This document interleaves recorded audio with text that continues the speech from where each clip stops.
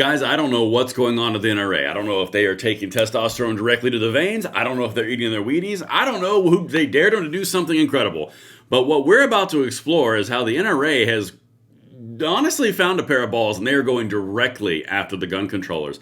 There is a tone shift that is happening, and I'm going to be honest with you. I'm here for it. And if you guys are here for it as well, make sure you let me hear you in the comments. Hit that like button, subscribe to the channel, turn the notification bell on because we have got some freedom to spread at the cutting edge of that Second Amendment fight. And thank you guys for that support so far. We are this close to 600,000. We'd love to invite you to push us over that mark. All right, guys, let's talk about it. It's the elephant in the room. We all know it. NRA has had some boo-boos. They've had some issues. They know it. We know it. We all know it. Everyone knows it. It's kind of one of those open secrets. However, I'm not going to throw you out with the baby with the bathwater. I'm just going to put you in timeout until you start to do things that are the right thing. And this, what I'm about to show you, is an example of doing the right thing. If you continue to do more of this, you'll get more accolades. And if you do the opposite, you won't get those accolades. It's very simple. You go back in the no dunce corner. Now, this is really important because they are changing the tone over at the NRA in this article. I cannot speak for the entire organization, but again, credit will be given where credit is due. They're changing tone. And that is worth a note. Gun control journalist says the quiet part out loud. This article came out yesterday, September 8th. And I've got a few points highlighted that I really want to draw attention to.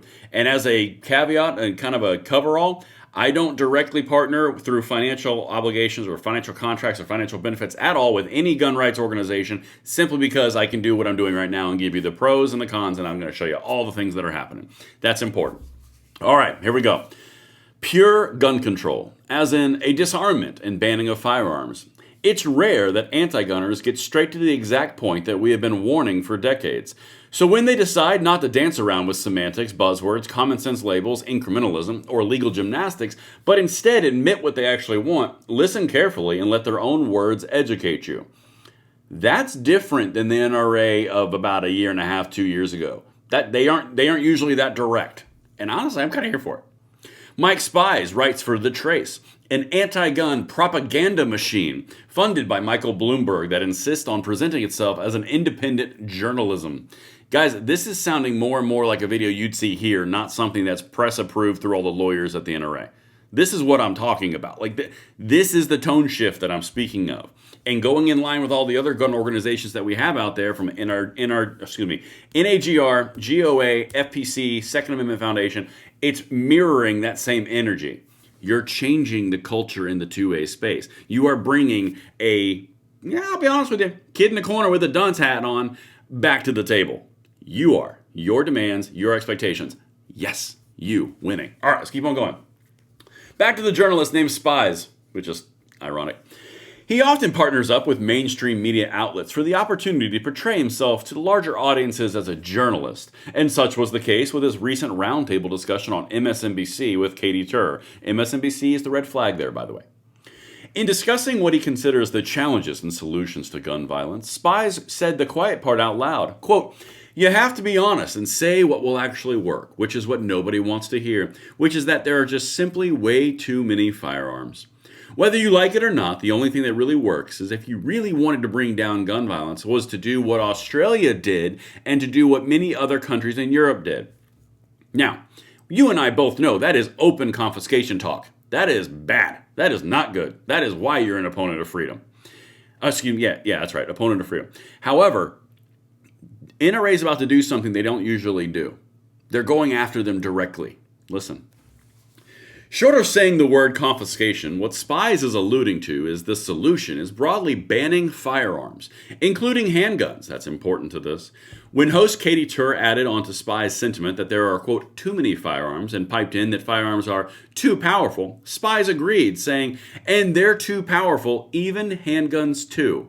They're saying the quiet part out loud, and I am loving the fact that the NRA is picking up on that, and they're actually making entire organized articles and emphasis on this point because they're taking the gloves off. You can tell it's matching the culture which you are setting.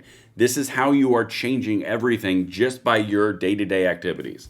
This is on you guys. This is not because some amazing person at the NRA. It's because you guys are building the culture and the demand, and they are meeting that demand. They are adjusting to the culture. That's good. Let's keep on going. Spies poo-pooed the idea that America's own Constitution is any impediment to this scheme, since he believes in only a fluid interpretation of the Second Amendment. Meanwhile, he characterized the concept that citizens have an individual constitutionally protected right to keep and bear arms as, like, basically a new idea. You know what? I mean, it is a new idea in the concept of humanity and the interaction between the population and the government. Yeah, it is kind of like a new idea because that's the whole point. That's a feature, not a bug. The point is we're an armed population because we have those rights. That's the whole breaking out of the, whole aristocracy, the whole king, the whole monarchy, all that kind of stuff. The idea was you're an armed population and you have rights and you're going to defend them. Yeah, it's new because for the last 2,000 years, humanity's been under the boot of about 0.0001% of monarchs, oligarchs, and aristocrats. That's the entire point. But I'm glad he figured it out. The Founding Fathers and the United States Supreme Court justices, among others, would disagree, as Spies has it backwards. Not only would a basic understanding, again, sense the tone, that's aggression, basic understanding of how the Bill of Rights work have helped here, but Supreme Court precedent going back to the 1800s has supported the Second Amendment as protecting an individual right. It is obviously an individual right. We have multiple Supreme Court decisions saying it's an individual right after they took this little tact of trying to make it a collective right. It's an individual right. We know it, they know it, everyone knows it, they're just lying. But the NRA is coming out in this article and they are being much more direct and they're being much more antagonistic to the idea that you're not only wrong, we're going to mock you while we do it. I mean, and then provide actual examples. Guys, this is the kind of stuff that you are influencing. It's incredible. It was not until the collective rights theory began to gain traction much later in the 20th century in an effort to aid in the advancement of gun control that the Supreme Court had cause to address this delusion in the Heller decision. The court very clearly held that, consistent with previous Second Amendment rulings and legal sources dating to the founding, the amendment protects an individual right to keep and bear arms. In 2010, McDonald v. Chicago, the court further expanded on the ruling that the individual right to keep and bear arms is incorporated by the 14th Amendment and enforceable against state and local governments. They're not only being antagonistic, they're not only being very direct, they're also supplying history which proves them wrong and basically caps their point. Guys, this is not the stuff that you'd see from the NRA several years ago.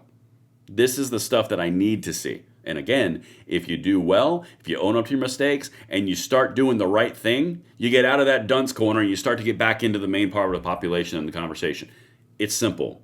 You provide feedback to these organizations that step out of line, they come back into the main line, and we start to embrace them and utilize them together for freedom. That's the whole point. That's what I will do on this channel, per my announcement on Sunday.